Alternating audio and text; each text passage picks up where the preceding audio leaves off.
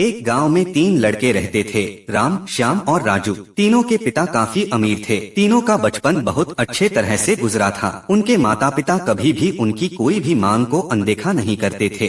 राम के पिता सरपंच थे, श्याम के पिता एक कारोबारी और राजू के पिता एक किसान जमींदार थे। छोटी उम्र से ही उन सबको लाड प्यार ने ऐसा बना दिया था कि ना तो उनको मेहनत का पता था और ना ही उनको समय की परवाह थी। वह सारा दिन सिर्फ घूमते रहते थे, नशे और अन्य भोग विलास में डूबे रहते थे, जिससे उनके गांव वाले भी दुखी थे। सरपंच और बड़े लोगों के बच्चे होने के कारण उनकी कोई शिकायत कर पाने की हिम्मत नहीं कर पाता था, जिससे उनका मनोबल और बढ़ गया था। एक दिन उनके गांव में बहुत तेज बारिश हुई, जिससे सब लोगों को बहुत नुकसान हुआ, जिसमें इन तीनों के पिता भी थे। लेकिन इतना कुछ होने के बाद भी उनके बेटों का वही हाल था। वो बस घूमते रहते, नशा करते और भोगविलास करते रहते थे। माँ बाप काफी चिंतित रहा करते थे। ये तीनों भले ही कितने गंदे थे, लेकिन इन तीनों के अंदर एक खास बात थी जिसकी पहचान किसी को नहीं थी और उनको खुद को भी पता नहीं था। राम एक बहुत अच्छा नेता प्रतिपक्ष था, क्योंकि अपने पिता के पास रहते हुए उसको इसका काफी ज्ञान हो गया था, क्योंकि उसके पिता सरपंच थे। श्याम भी इस तरह से बिजनेस की समझ रखता था, क्योंकि उसके पिता एक कारोबारी थे,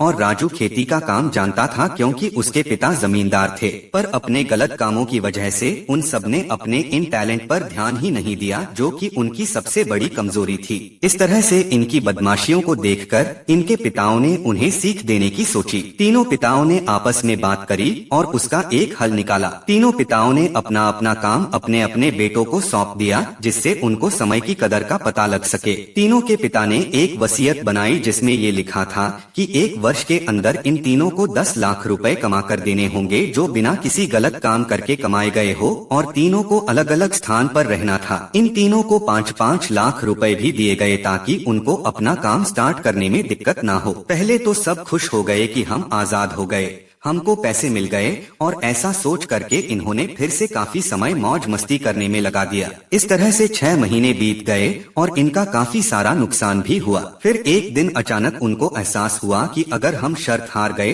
तो हम अपनी अपनी जायदाद खो बैठेंगे। धीरे धीरे उनकी चिंता बढ़ने लगी। एक दिन वो इसी उधेड़बुन में एक पार्क में बैठे थे और कुछ डिस्कस कर रहे थे कि उनको एक छोटी सी लड़की मिली। वो फूल बेच रही थी और साथ में पढ़ भी रही थी। तीनों लोग उस लड़की के पास गए। तभी राम उस लड़की से बोला, बेटी आपकी उम्र क्या है? तो लड़की ने जवाब दिया, अंकल मैं 12 साल की हूँ। इतना सुनते ही राम ने आश्चर्य से पूछा कि आप इतने छोटे होकर के खेल नहीं रहे हो? इस पर लड़की ने जवाब दिया कि मेरे पापा अब इस दुनिया में नहीं है और माँ बीमार रहती हैं, इसीलिए मैं ये काम करती हूँ। ये सुनकर राम ने अपना पर्स निकाला। उसके पास जो भी पैसे बचे थे वो उस लड़की को देने लगा। उसके बाद लड़की ने बोला, अंकल आप भी फूल ले लो, मुझे बहुत खुशी होगी, क्योंकि मैं अगर आपसे फ्री में पैसे ले लूंगी तो फिर मेरा पढ़ाई में मन नहीं लगेगा। मैं कामचोर बन जाऊंगी, क्योंकि यही समय है जिस समय मैं अपना भविष्य लिख सकती हूँ। राम ने उस लड़की से सारे फूल ले लिए और तीनों घर लौट आए। उस फूल वाली लड़की का उन तीनों लड़कों पर बहुत गहरा प्रभाव पड़ा। रात भर तीनों उस बच्ची के बारे में सोचते रहे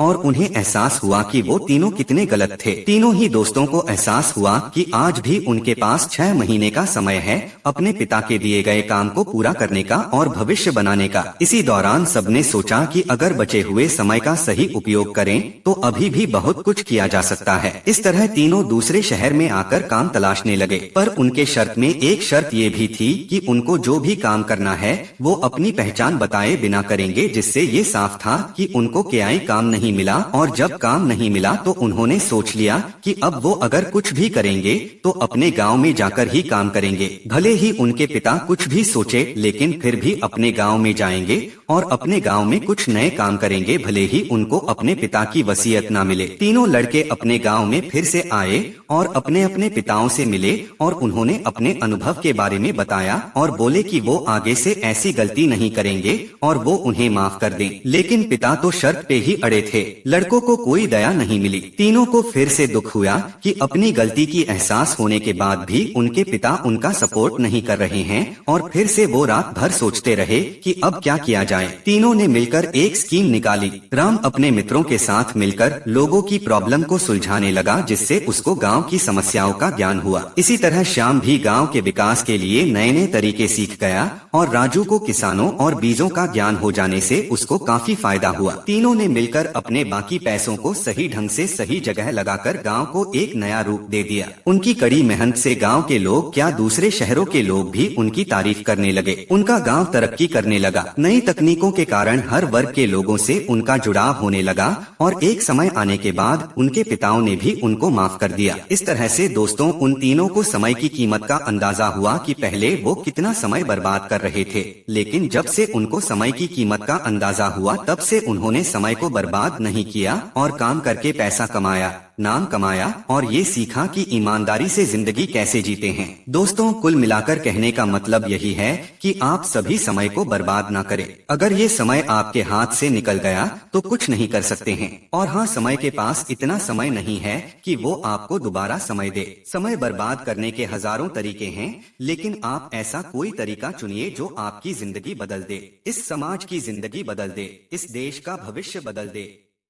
तो दोस्तों, कैसी लगी कहानी कमेंट में जरूर बताएं।